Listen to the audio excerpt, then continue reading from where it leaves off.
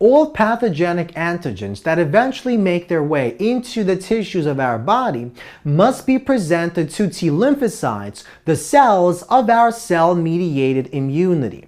The problem is these T lymphocytes cannot actually directly bind onto these antigens. What must happen before these T lymphocytes interact with the antigen is a special type of immune cell known as the antigen-presenting cell must actually engulf our antigen, and once it engulfs the antigen, it takes that antigen and it places it onto a special protein complex found on the membrane of the antigen-presenting cell, and this protein complex is known as the major histocompatibility complex class 2, or simply a MHC class 2. And only when the antigen is bound to this MHC class 2 complex can the lymphocyte actually see and interact with the antigen and bind onto this antigen. And once it binds, only then can it begin some type of defensive mechanism, as we'll see in just a moment. So the three types of antigen-presenting cells that we're going to focus on in this lecture are macrophages, dendritic cells, as well as B lymphocytes, the cells of our humoral immunity system. So let's begin with macrophages. So let's suppose we have some type of infection taking place. Let's say a bacterial cell infects our tissue. Now, as soon as that infection takes place, the innate immune system will try to prevent that infection from spreading. It will try to localize that infection via the process of inflammation. And what inflammation does is it dilates our blood vessels. It brings more blood to that area, and that brings specialized antigen-presenting cells known as macrophages. Now, what do macrophages actually do? Well, macrophages engulf pathogens. Let's suppose we have the bacterial cell as shown in red, and this is our macrophage, and the macrophage engulfs that particular bacterial cell. Now, once that bacterial cell is inside the macrophage forms the phagosome, which contains lysosomes, and the lysosomes contain digestive proteolytic enzymes that break down and digest that pathogen. Now, when digestion takes place, what the macrophage does is, because it's an antigen-presenting cell, it begins to build the MHC class 2 complex, and it takes that complex, it places it on the membrane of the macrophage, and then it takes a small peptide, the antigen from that bacterial cell, and it places it on that MHC class 2 complex. So we have this antigen MHC class 2 complex that forms. Now, as soon as this actually takes place, we have a special type of T lymphocyte whose membrane contains a special glycoprotein known as CD4.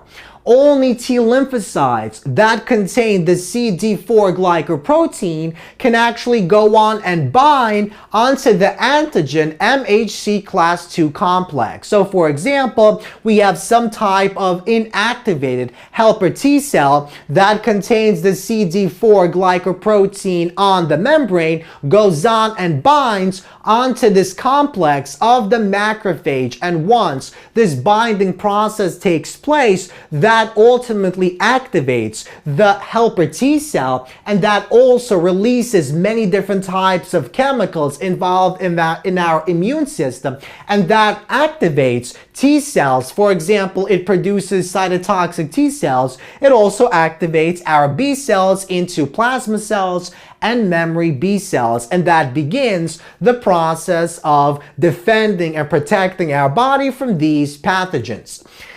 Now, let's move on to the second type of antigen-presenting cell known as a dendritic cell. Now, basically, all these different types of antigen-presenting cells do the same exact thing. They basically engulf our antigen, and then they present that antigen on this special type of protein membrane complex known as the major histocompatibility complex class 2. So what exactly is a dendritic cell? Well, a dendritic cell is a specialized type of immune cell that is found in those areas of our body that are close to the outside environment. And that includes places, tissues like our skin, our gut, our stomach, and our digestive tract, as well as our lungs. So the air passageways of our lungs, like the trachea, the bronchi, and our bronchioles. So this is what a dendritic cell actually looks like. It has these projections, these dendrites. So let's suppose some type of foreign antigen is found inside our tissue and it comes from, let's say, some type of bacterial cell, the same cell that we spoke of earlier. Now, what this dendritic cell does is it basically phagocytizes this antigen. It basically engulfs it, and the lysosomes break it down, and a small part of it is then expressed. It's then displayed on this MHC class 2 complex that is formed by the cell as shown in the following diagram. Now, the dendritic cell is motile, and what that means is it can then move into the spleen or the lymph nodes of our immune system, and it basically begins to interact with some type of T lymphocyte that once again has the CD4 glycoprotein, the proper T cell receptor found on the membrane of that T lymphocyte.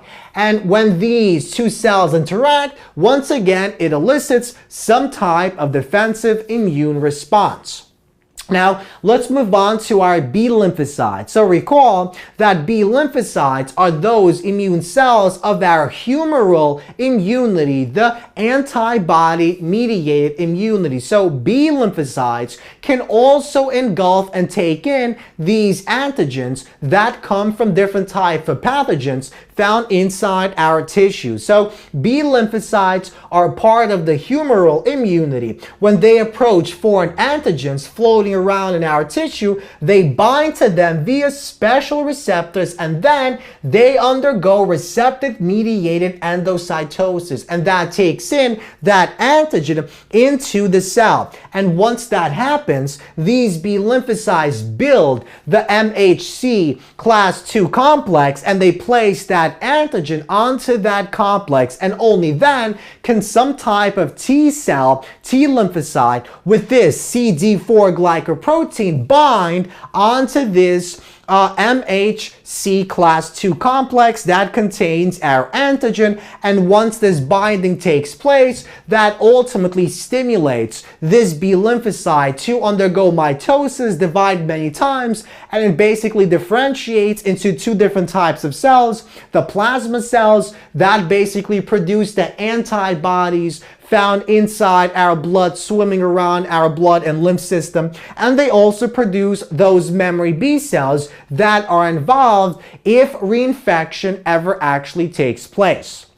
So once again, we can conclude that the antigen presenting cell is a type of cell of our body that allows these T lymphocytes to actually interact with the antigens. What these cells do is they engulf these antigens, and then they build these special protein complexes, and then they take that antigen and place it on that protein complex, and only then can our T lymphocyte that contains the CD4 glycoprotein receptor actually interact with this antigen MHC class 2 complex and create some type of mechanism, some type of defensive immune response.